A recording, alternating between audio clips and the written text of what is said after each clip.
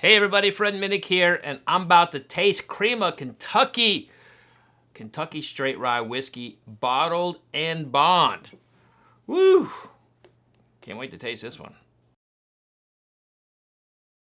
So Crema Kentucky is a brand that is really famous back in the 40s. Norman Rockwell paintings were actually used to market it. One of the real creepy ones, they had an old man biting into a piece of fried chicken. I mean, if you think about that kind of marketing today, ain't nobody accepting a brand that's promoting some old white dude eating fried chicken and the grease coming down all on his face. Some creepy ass ads back in the day. But today, the brand has been resurrected. It indeed was one of those very important brands in bourbon's like heyday. But it's been resurrected by the former master distiller of Four Roses, Jim Rutledge. Jim Rutledge has been out there consulting. You may know him best for what he's accomplished with Blue Run. He consulted on that, and he's been consulting on a lot of other projects to include Castle and Key, like a lot of the whiskey that's came out of Castle and Key, like he would have actually, distilled it. But he's just an incredible dude. He's one of my heroes in the whiskey business, and he and I go way back. And one of my favorite things of my career was when Jim said that he trusted my palate above anybody else's. And that was kind of like one of those moments in my career. I was like, oh my God, I made it. Jim likes my palate. So, and even though that is true, there have been whiskeys of his I have not always liked. And Kentucky Rye, to me, is like a category of whiskey that it's finding itself. So Kentucky Rye was basically just distilled, one time a month at these distilleries. And they had real struggles with containing the foam that comes from fermentation. I mean, they have that stuff figured out now. They use enzymes, of course. But the real home of rye has always been like Pennsylvania and Maryland. More in the more modern sense, it's been Indiana. But the mash bills in Kentucky are far lower than that in Indiana. In Indiana, it's 95% rye for the most part. In Kentucky, they typically, you'll have everything from like Woodford and Rittenhouse and Michter's, which are in that 51 to 52% tile of rye, barely legal, they would call it. And then you'll have some that's in the 70s. But I'm going to go ahead and jump into this.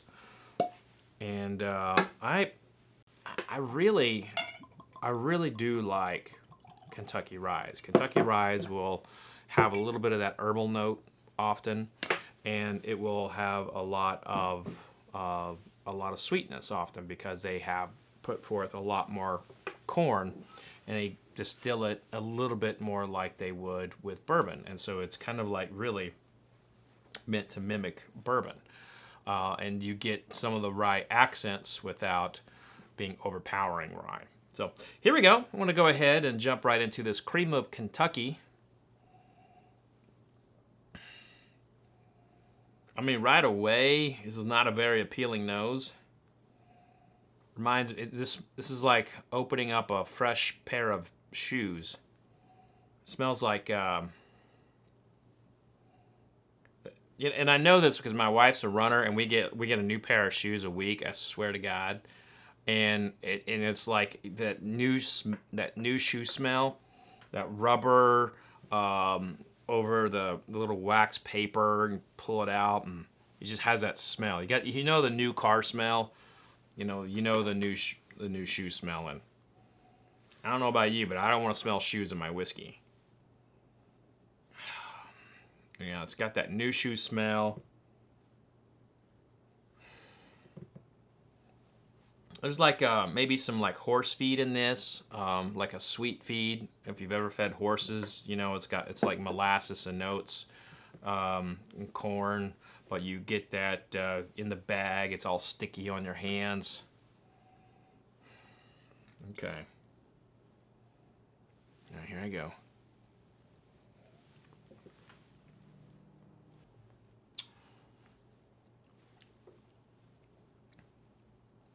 as recoveries go, this certainly recovered from a palate that I thought this was going to be a bad whiskey. Now, this isn't by any stretch of the imagination a great whiskey. I don't think this is going to be on a whiskey of the year list, at least mine, but it is a very drinkable Kentucky rye. There are some notes of spice here, which is what we typically see with rye.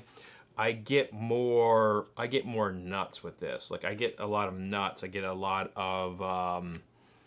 of characteristics that come from tree nuts, like pecans, walnuts, and there's like a bitterness in that you would get from some of those shells that really populate on the side of your tongue. What it lacks in flavor profile for me right now is that I'm getting the it's a bizarre nose for me. It's a bizarre nose. But I'm definitely getting the spice. It's more of a pepper spice and a baking spice, but I'm getting these spices, and then I get these nutty notes. But I'm not finding any sweetness develop here. I'll go back in, and none of those notes that I described are so overwhelming and powerful in the tongue that they make me just fall head over heels. So I'm gonna go back in. All right, so I was talking about how there is spice, and then you have like this nuttiness presence, and then after that you get kind of like really some grains start to develop, and I would say like these would be more like raw grain, like more imagine like chewing on a twig of rye. Now that's kind of like the tasting breakdown. This is why this particular rye, should get a little bit of consideration past the basic tasting breakdown. So while it is a Kentucky rye, it is not following the standard protocol of Kentucky rye. This is using a type of rye called Rymin rye, and it's not really. We don't really have a lot of examples of 100% Rymin ryes like this is. And it was kind of a vision of the founder of Kentucky Artisan Distillery, who worked with Jim Rutledge, Stephen Thompson. Stephen Thompson was a good friend of mine. He was also a big help to Jefferson's. He used to be the president of Brown-Forman. He was one of the greatest sources in the whiskey business. And if you look on the back of the bottle, there's a dedication to Stephen there from Jim. It's a lovely dedication. But I'll say that when you taste this, it does not fit into a box, and right off the nose, it was very different. It was throwing me for a loop on the palate. It was not following a traditional Kentucky rye or any kind of rye really. This is a unique product onto itself, and if you like stories, if you want to taste a little piece of history, this would be a good bottle to pick up. But I'll say that if you really like nuts, like if you like almonds, walnuts, pecans, this Cream of Kentucky rye will be your jam.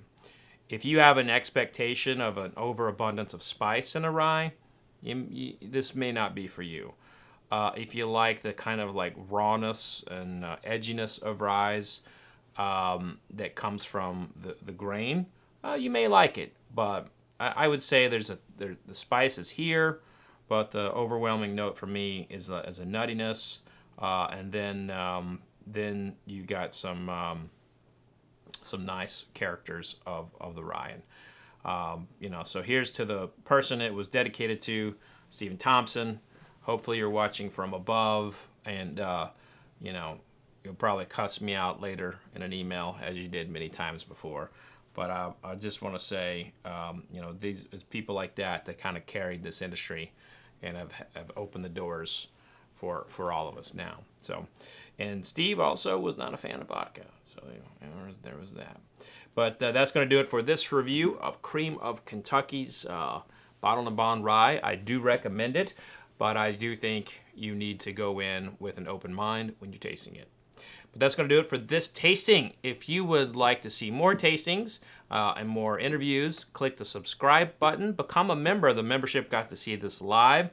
And actually, they got to see like some changes here and there since we started shooting.